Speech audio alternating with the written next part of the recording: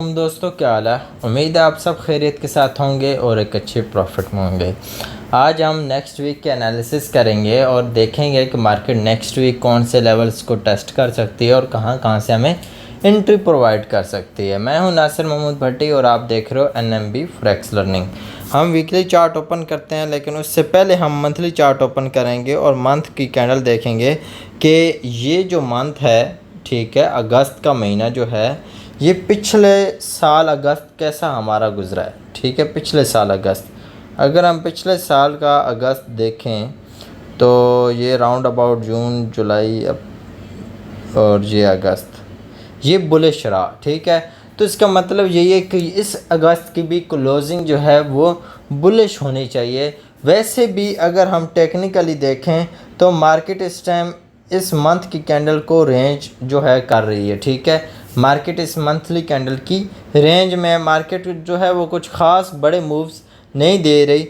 तो ये भी आइडिया हो सकता है कि आपको मार्केट से जो पिछले दिनों स्कैल्पिंग करवाती रही पिछले 2-3 वीक्स, जो कि मेरे लिए तो अच्छे नहीं रहे क्योंकि मैं ट्रेंड बेस्ड ट्रेडर हूँ, और लेकिन मार्केट में जो है वो अच्छा ट्रेंड नहीं रहा। और आप देख सकते हो कि 1 2 3 4 ये तकरीबन ये मंथ थोड़ा बहुत मूव किया, अदरवाइज़ 3 मंथ तो कुछ ख़ास मूव नहीं किए, बस फजूल सा मूव चलता रहा। लेकिन अब उम्मीद है कि मार्केट जो है ऊपर की तरफ जो है वो निकलना चाहेगी। रीज़न ये भी है कि सितंबर का महीना जो होता है वो वैसे भी मार्केट में गोल्ड मार्केट के लिए बुलिश होता है, तो मैक्सिमम चांसेस हैं कि मार्केट को बुलिश रहना चाहिए। ठीक है, उसके अलावा हम वीकली चार्ट की तरफ चलें और वीक की कैंडल को अगर हम एनालाइज करें तो वीक की कैंडल को अगर हम देखें तो हमारा जो वीकली क्लोजिंग हुई है, इस वीक ने बड़ी प्यारी क्लोजिंग दी है। देखें आप, प्रीवियस वीक का लो हंट की है और जो है आप साइड पे यहाँ पे क्लोजिंग कर दी। तो इसका मतलब कि मार्केट में इसी वीक का जो हाई है ये आपका तो फर्स्ट ऑफ ऑल टारगेट है। ठीक है, ये तो फर्स्ट ऑफ ऑल आपका सीधा सीधा टारगेट हो गया। ठीक है, आप इधर बाकायदा एक लेवल ड्रा कर लें ताकि आपको याद रहे। ठीक है, ये हमारा लेवल हो गया 3401 का। देखें, ये हमारे पास एक सिंपल वीकली टारगेट है, लेकिन हमारे पास कोई इंस्टीट्यूशनल लेवल होना चाहिए जिसको हम टारगेट कर सकें। देखें, हमारे पास इसके इंस्टेंट फ़ौरन बाद इंस्टीट्यूशनल लेवल जो है वो 3451 का है, और इसके अलावा हमारे पास जो इंस्टीट्यूशनल लेवल है वो तकरीबन 3495 96 3500 ही बना लें, वो भी हमारे पास पड़ा हुआ है। अब बॉटम में अगर हम इंस्टीट्यूशनल लेवल को देखें तो हमारे पास जो करीब तरीन लेवल्स है 3270 है। इससे पहले हमारे पास इंस्टीट्यूशनल लिक्विडिटी नहीं पड़ी। ठीक है, और उसके अलावा हमारे पास जो इंस्टीट्यूशनल लेवल बनता है वो बनता है जी 3244 का, और इसके अलावा हमारे पास बहुत दूर है इंस्टीट्यूशनल लिक्विडिटी तकरीबन जहाँ पर। ठीक है, तो हमारे पास टॉप पे आप देखें, हमारे पास जो इंस्टीट्यूशनल लेवल है और बॉटम पे वो सारे मार्क हो चुके हैं। और ये जो कैंडल ने जो सिनेरियो क्रिएट किया है यहाँ पे, ये बहुत प्यारा सिनेरियो है। आप इसे कह सकते हो CRT कैंडल रेंज थ्योरी। ठीक है, यहाँ पे बहुत प्यारी वर्क की है। ठीक है, 4H में हम जाएंगे इसके फ़ौरन बाद, और 4H में हम जाके देखेंगे। अगर आपको ये चीज़ें समझ नहीं आ रही हैं, आपको थोड़ी एडवांस लग रही हैं, तो वीडियो की डिस्क्रिप्शन में, इसी वीडियो की डिस्क्रिप्शन में जाएं, आपको 3 से 4 लिंक मिलेंगे।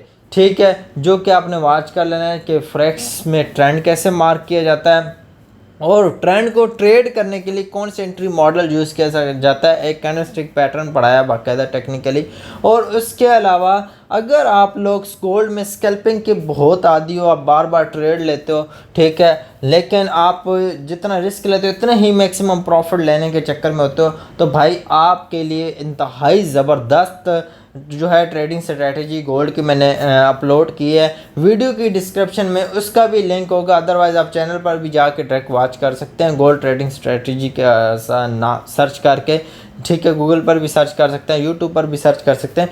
तो ये वीडियो लाजमी वॉच करें जिसके अंदर आपको स्कैल्पिंग के हवाले से proper A to Z guide किया गया, एक पैटर्न, एक टेक्निक, एक प्रॉपर ठीक है। Lower time frame just 5 minute में रहकर, ठीक है। आप ये ना समझिए 5 मिनट में बहुत ट्रेड है, बल्कि 5 मिनट में दिन में आपको मैक्सिमम कोई 4 से 5 ट्रेड बनती हैं, लेकिन उनकी भी एक्यूरेसी बहुत आई है, आपको अच्छे खासे पिप्स डेली के डेली गेन होते हैं।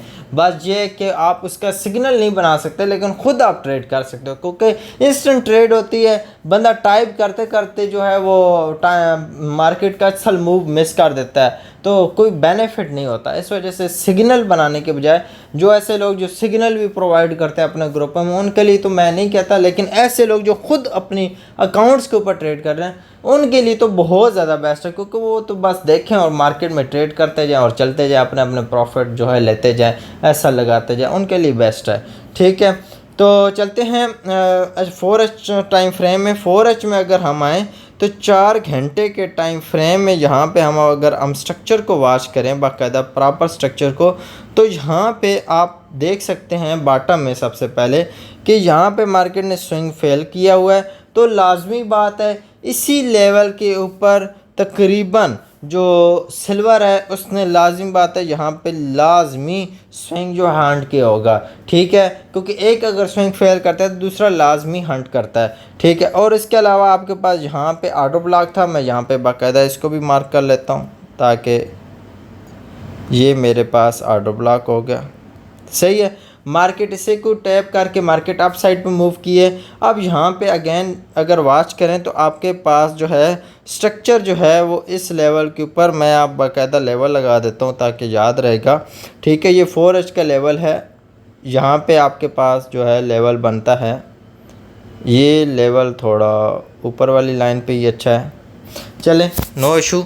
ये नीचे भी लेवल बेस्ट है क्योंकि ये इन्वर्जन एफईजी के मिटिगेशन ब्लॉक के अकॉर्डिंग भी लग गया था। ठीक है, तो ये आपके पास लेवल आ गया 3352 का। देखिए मैं थोड़ा हायर टाइम फ्रेम से लोअर टाइम फ्रेम में A to Z चीज़ें समझाते हुए आ रहा हूँ ताकि आप लोगों का माइंड एक डायरेक्शन पर बैठ जाए और उसके बाद आप उसी डायरेक्शन में एक राइट ट्रेड को फाइंड करें। ठीक है, ना कि बस बाय करते रहें कभी सेल करते रहें, ठीक है, कन्फ्यूजन में पड़े रहें, ये वाला काम ना हो।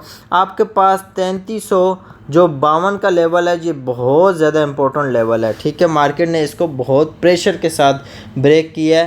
ठीक है, और यहाँ पे एफईजी भी क्रिएट किया है और ये एफईजी का मेन थ्रेशोल्ड एरिया भी है, या आप इसे कॉन्स्टिट्यूट इंक्रोचमेंट कह सकते हो। ठीक है, सेंट्रल पॉइंट इसका कह सकते हो। ठीक है, मेन थ्रेशोल्ड एरिया भी कह सकते हो, जैसे आप चाहो वो कह सकते हो। मतलब इसका 50% एरिया जो कि इंतहाई इंपॉर्टेंट है। ठीक है, और इसी लेवल के ऊपर आपके पास मिटिगेशन ब्लॉक भी अलाइन हो रहा है। ठीक है, और इसी लेवल के ऊपर कहीं ना कहीं आपके पास जो है IFEG भी अलाइन हो रहा है। तो यहाँ पे बहुत ज़्यादा एरियाज़ हैं जो इसके साथ अलाइन हो रहे हैं, मतलब आप यहाँ पे ट्रेड देख सकते हो।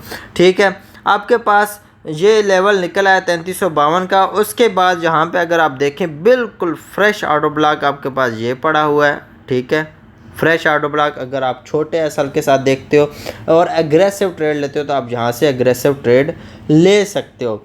ठीक है, अगर आप कंफर्मेशन ट्रेड लेते हो तो भाई इस लेवल के ऊपर भी कंफर्मेशन ट्रेड ले सकते हो। अब ट्रेड कैसे लेनी है वो भी मैं बता देता हूँ। आपने पहले तो ये लेवल याद कर लेना है, उसके बाद आपने ये वेट करना है कि मार्केट जहाँ पे सेल आए।